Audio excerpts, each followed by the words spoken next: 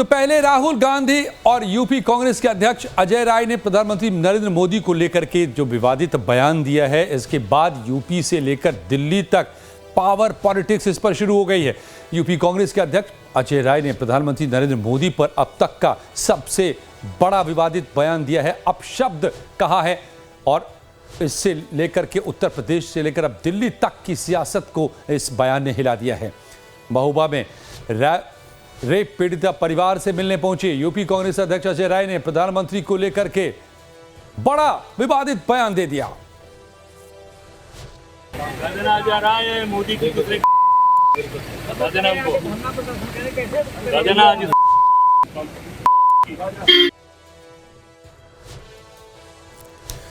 तो अजय राय ने जो कहा है हम उसे आपको नहीं सुना सकते, लेकिन पीएम मोदी पर अजय राय के विवादित बयान से सियासी भूकंप आ गया। सीएम योगी आदित्यनाथ ने अजय राय के बयान पर तीखी प्रतिक्रिया दी, कहा कि कांग्रेस पर हमला बोलते हुए कि सीएम योगी ने एक्स पर पोस्ट किया, लिखा आदरणीय प्रधानमंत्री नरेंद्र मोदी जी के विषय में उत्तर प्रदेश कांग्रेस अध्यक्ष द्वारा की गई अभद्र, असंसदीय और अक्षम्य टिप्पणी कांग्रेस के राजनीतिक कुसंस्कारों को प्रकट करती है। पूर्व में कांग्रेस के युवराज भी अपने कुसंस्कार का परिचय दे चुके हैं। कांग्रेस अब हताशा, निराशा, कुंठा और मानसिक दिवालियेपन के शीर्ष स्तर पर पहुंच चुकी है। अब देशवासियों से क्षमा मांगने लायक भी स्थिति उनकी नहीं रही। तो बीजेपी के आईटी सेल के प्रमुख अमित मालवीय ने भी यूपी कांग्रेस अध्यक्ष अजय राय के बयान पर कड़ी प्रतिक्रिया देते हुए एक्स पर लिखा कि कुछ दिन पहले जब यूपीपीसीसी चीफ अजय राय अस्वस्थ थे, तब प्रधानमंत्री नरेंद्र मोदी जी ने सार्वजनिक रूप से उनके शीघ्र स्वस्थ होने की कामना की थी। लेकिन आज वहीं अजय राय प्रधानमंत्री के खिलाफ अमर्यादित भाषा का इस्तेमाल करते कैमरे में कैद हुए। यही कांग्रेस की राजनीति का स्तर है, शिष्टाचार का जवाब अभद्रता से। तो पीएम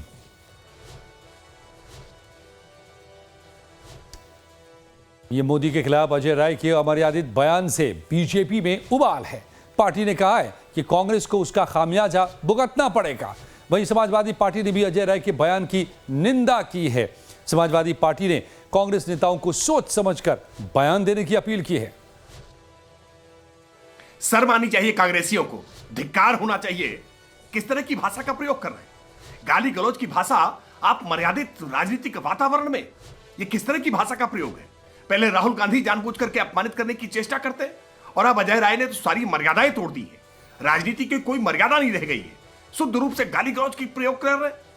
प्रधानमंत्री जी के प्रति इतनी घृणा, इतनी नफरत आखिर कांग्रेसियों को क्यों है? क्यों बर्दाश्त नहीं हो रहा है कि देश के सर्वोच्च पद पर एक पिछड़ी बिरादरी का, एक सामान्य पृष्ठभूमि का व्यक्ति वहां तक पहुंच गया?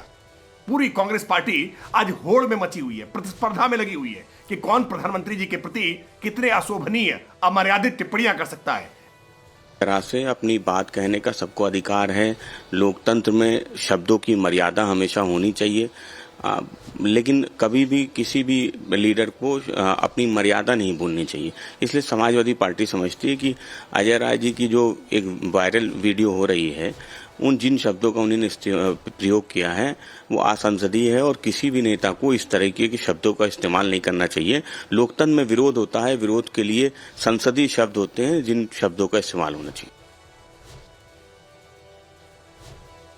तो पीएम के खिलाफ यूपी कांग्रेस अध्यक्ष अजय राय ने ही विवादित बयान नहीं दिया।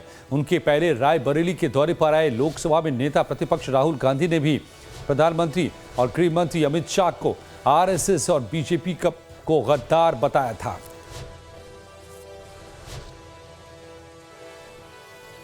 जब ये आरएसएस से कार्यकर्ता आपके सामने आएंगे, नरेंद्र मोदी की बात करेंगे, अमित शाह की बात करेंगे, उनसे आप सामने उनको कहो कि आपका प्रधानमंत्री गद्दार है, आपका होम मिनिस्टर गद्दार है, आपका संगठन गद्दार है, आपने हिंदुस्तान को बेचने का काम किया है। तो उत्तर प्रदेश में अगले साल विधानसभा चुनाव है। कांग्रेस यूपी में खोई हुई जमीन तलाश रही है। ऐसे में पार्टी के बड़े नेता के साथ ही प्रदेश अध्यक्ष का पीएम मोदी के खिलाफ विवादित बयान कांग्रेस के लिए कहीं सेल्फ गोल न बन जाए। 2024 लोकसभा चुनाव में वाराणसी में पीएम मोदी के खिलाफ कांग्रेस से अजय राय चुनाव मैदान में थे। अजय राय जी ने पीएम मोदी को कड़ी टक्कर दी थी, लेकिन उन्हें आखिरकार हार का सामना करना पड़ा। पीएम मोदी के खिलाफ यूपी कांग्रेस अध्यक्ष अजय राय के अब विवादित बयान को बीजेपी चुनाव में भुनाने की पूरी कोशिश करेगी। बिहार विधानसभा चुनाव से पहले राहुल गांधी की यात्रा में पीएम मोदी की मां को लेकर के राहुल गांधी के मंच से विवादित बयान दिया गया था। पीएम मोदी के साथ ही बिहार बीजेपी ने इसे बड़ा मुद्दा बनाया, जिसके बाद चुनाव का पूरा सीन ही बदल गया। आरजेडी वहां 25 सीट पर सिमट गई। कांग्रेस दहाई का आंकड़ा भी पार नहीं कर पाई और 6 सीटों पर आ सिमटी थी। तो क्या ये उत्तर प्रदेश में 2027 में कांग्रेस का सेल्फ गोल साबित होगा?